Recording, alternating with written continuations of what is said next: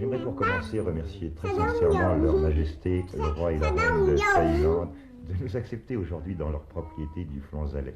Vous voyez, l'ambiance est très familiale puisque leurs Altesses royales sont avec nous, qu'elles ne sont pas impressionnées du tout par les caméras qui sont en train de tourner et qu'elles sont en train de chanter très gentiment un petit chant de leur pays, je l'imagine tout au moins. Je vais vous les laisser écouter. Ben, vous voyez, juste au moment où je vous dis écoutez-les, elles s'arrêtent de chanter un tout petit peu impressionnées, je pense. Mais est-ce que j'ose peut-être vous demander, Majesté, de nous les présenter l'une après l'autre, de nous dire leur nom et leur âge aussi? Celle-là a 3 ans et demi et elle s'appelle Julapon. C'est un peu un nom très difficile. Et celle-là a 5 ans et demi et elle s'appelle Sirinthorn. Et je crois qu'il y en a une qui est un tout petit peu plus calme que l'autre. Celle-là, celle-ci. Oui. Elle est très féminine. Oui, nous le voyons déjà. Elle a déjà des petits sourires très coquets, très féminins. Et quant à l'autre, elle... Plus vif, plus actif. Plus actif. Eh bien, maintenant que nous avons fait connaissance, je crois que nous pouvons tous nous rendre compte que l'ambiance ici au Flonzalais est très familiale. Et d'ailleurs, Sire, je m'adresse à vous maintenant. Lorsqu'on parle du Flonzalais, on parle obligatoirement du lac Léman. C'est le lac Léman que nous dominons et que vous connaissez fort bien puisque vous avez fait une partie de vos études à Lausanne. Lausanne dont vous gardez un grand souvenir, je crois. Nous étions ici assez longtemps. J'étais à l'école ici, à Lausanne. Et on connaît bien le lac Léman ici. Mais est-ce que la Suisse et Lausanne, c'est le lac Léman ou c'est encore autre chose? Je crois que lorsque vous êtes dans un pays, vous revenez d'ailleurs d'un grand voyage maintenant qui vous a entraîné dans 14 pays, vous étudiez très attentivement les institutions du pays en question pour peut-être par la suite les mettre en pratique dans votre pays. Le but de nos voyages officiels n'est pas d'aller pour l'enseignement ou bien pour trouver quelque chose, mais c'est surtout pour apporter les salutations et pour dire en anglais le goodwill du peuple de mon pays au peuple qu'on visite. Et c'est une action de contact personnel. Contact qui veut dire amitié, bien sûr. Oui, amitié entre notre pays et les pays en question. Là, ce que je disais tout à l'heure, Sire, étudier les institutions des pays étrangers, c'était d'ailleurs peut-être une erreur, car je crois savoir qu'en Thaïlande, que dans votre pays, on n'adopte jamais au fond ce qui vient de l'extérieur, on adapte tout au plus. On est ouvert à tout ce qui est bien pour le pays, mais on doit, comme vous dites, adapter aux conditions locales et puis à nos institutions, à notre tradition. Bien sûr. Si vous le permettez, j'aimerais que nous nous évadions pendant quelques instants du Flonzalais, que nous nous évadions de Suisse, pour nous rendre à Bangkok, pour nous rendre dans votre palais. C'est peut-être très indiscret de vous poser cette question, mais enfin, comment commence la journée d'un roi? Mais je me lève.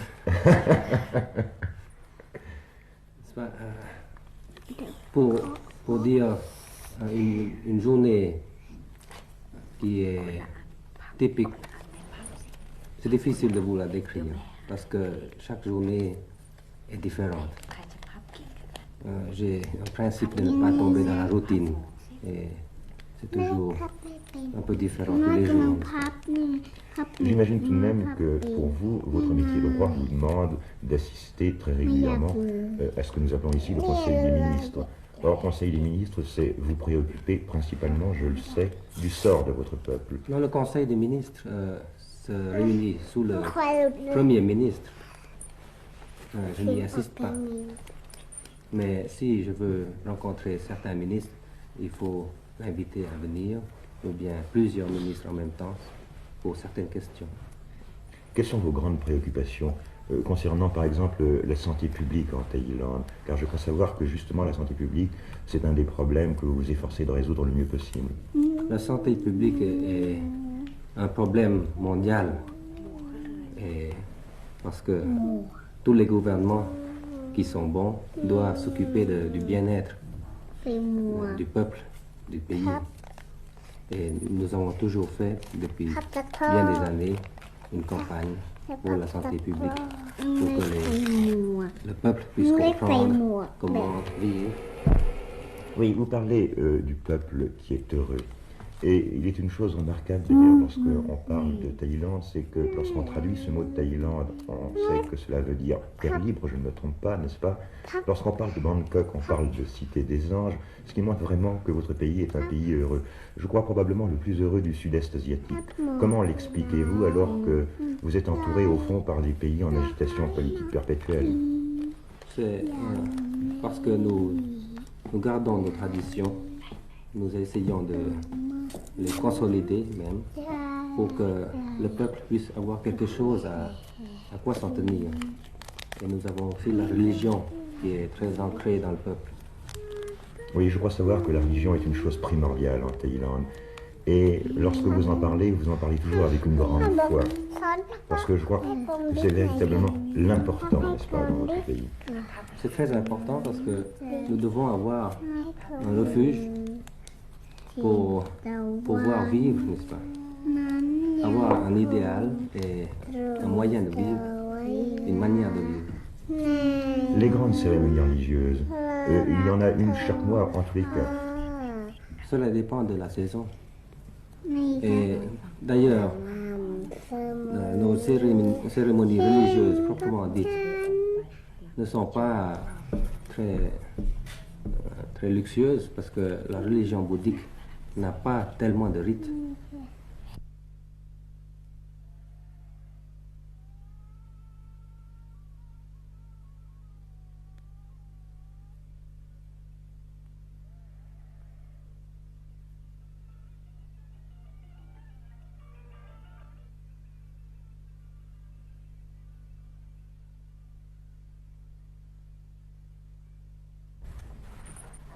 Lorsque on parle de Thaïlande, on parle maintenant tout au moins d'industrialisation, n'est-ce pas?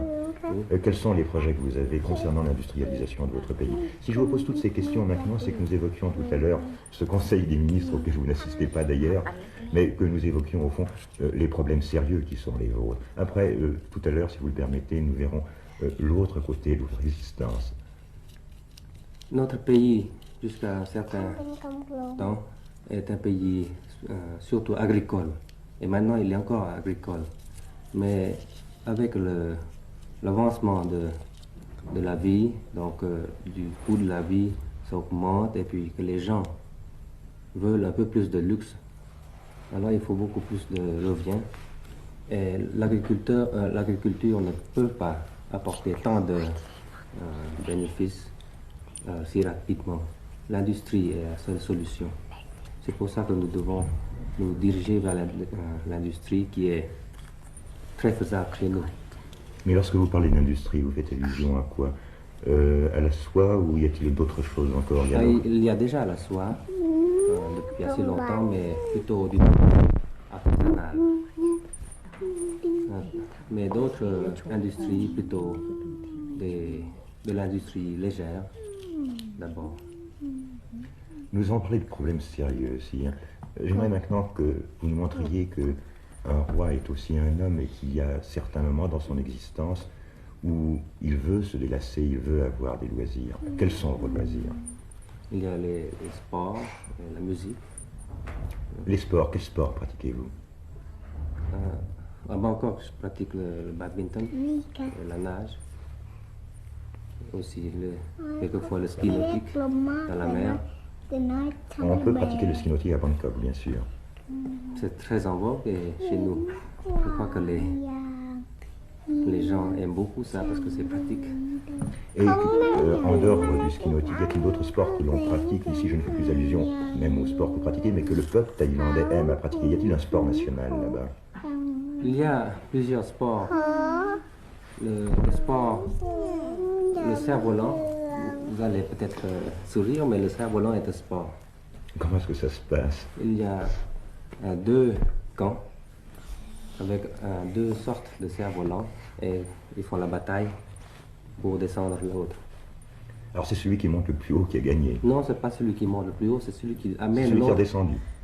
Et qui descend l'autre dans le territoire ami. Profitons, si vous le voulez bien, sire, de regarder ces cerfs-volants thaïlandais pour laisser s'esquiver les princesses royales qui sont probablement fatiguées par cette conversation de grandes personnes. Et puisqu'en parlant cerf-volant, nous évoquons le sport, veuillez peut-être nous dire si, dans votre pays, il en existe d'autres du même genre, qui soient aussi des sports nationaux. Il y a bien un autre sport qui ressemble un peu à tout ce que vous voulez.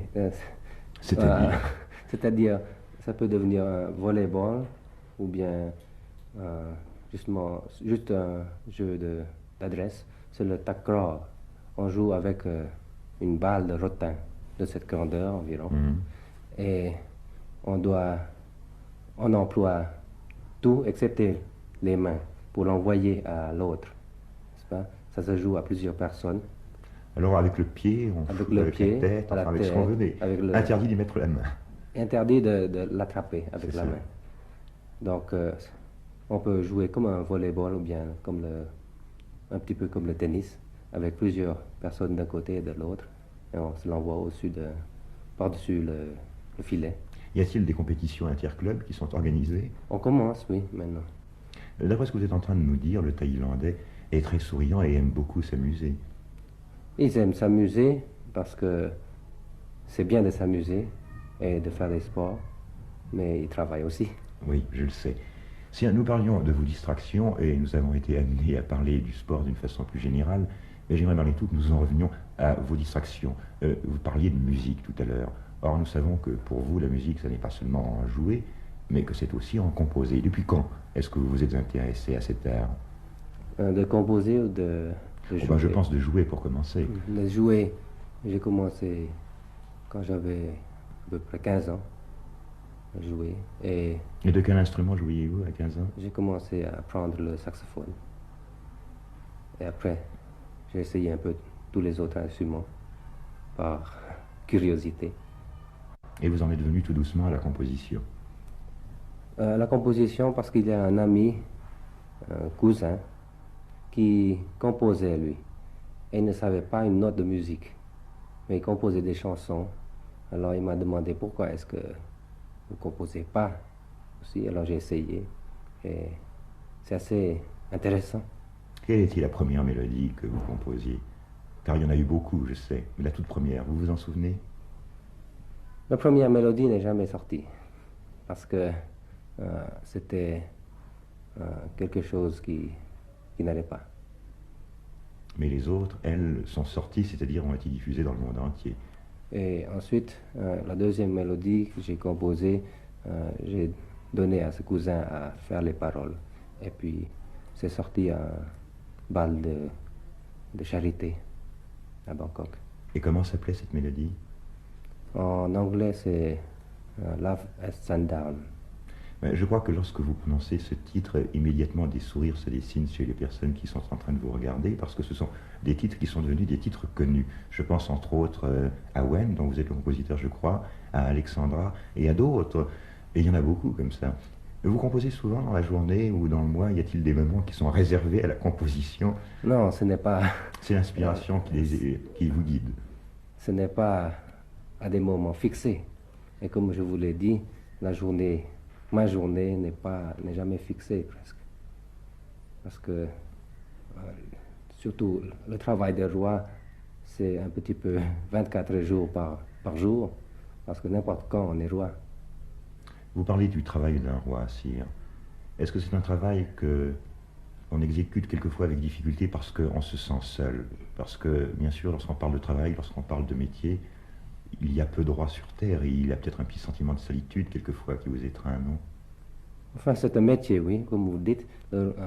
D'être roi, ça peut être un métier qui est un peu spécial, parce que il n'y a pas de traité sur la manière d'être un roi pour étudier. Mais en résumé, c'est un métier dont il faut se spécialiser aussi. Mais il faut savoir un peu de tout pour pouvoir comprendre tous les problèmes qui peuvent arriver dans tous les domaines. Autrement dit, vous parliez de spécialisation. Je pense que cette spécialisation commence très tôt, très jeune. Et tout à l'heure, vous nous présentiez vos enfants. disons, 2 d'entre eux, car je crois savoir que vous avez 4 enfants, leur éducation doit représenter malgré tout un problème pour les préparer à leur future tâche. Pour mes enfants, nous avons nous avons considéré le problème.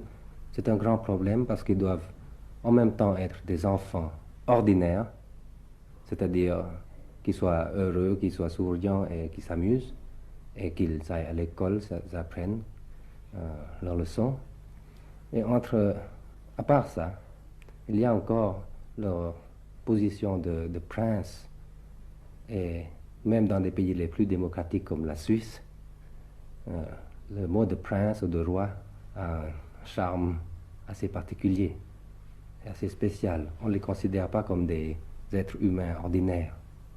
C'est ça qui est difficile, parce que les petits, ils sont des enfants, des humains, mais on les considère comme des princes, comme dans les contes de fées par exemple. Je sais que tous les enfants du monde raffolent des contes de fées, et c'est quelque chose de spécial. On dit que on est riche, on est heureux comme un roi, comme des princes. C'est pas tout à fait vrai. Nous avons pu en effet remarquer que vous vous appliquiez, sire, à faire des enfants royaux, des enfants comme les autres. Ainsi, ils aiment les jeux, qui sont les jeux de tous les enfants du monde, témoin ce bonhomme de neige débonnaire et glacé. Quant à l'école, elle est pour leurs altesses royales, comme pour les autres petits garçons et petites filles de leur âge, faite de l'apprentissage de la lecture, de l'écriture sur laquelle on s'applique, des règles grammaticales qu'il faut apprendre.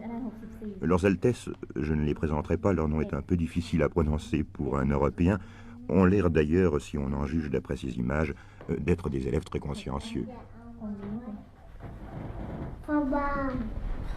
Des élèves consciencieux dirigés par une institutrice dévouée et souriante.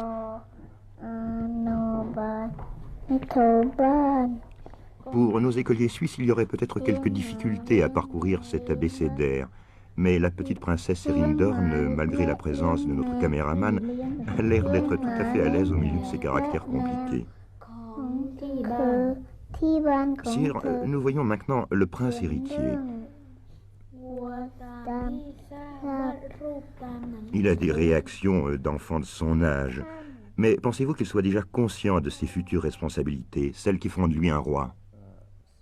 Les responsabilités, ça veut dire que on sache ce qui est bien, ce qui n'est pas bien. Les gens ordinaires peuvent avoir la loi, ils doivent craindre la loi. C'est-à-dire, s'ils font quelque chose contre la loi, il y a la police et il y a le tribunal et tout. Tandis qu'avec un roi, on est au-dessus, disons, du tribunal. C'est ce que je dis toujours à mon fils, qu'un roi doit savoir ce qui est bien, ce qui n'est pas bien, de lui-même. C'est peut-être, sire, ce que tous les pères du monde devraient apprendre à leurs enfants.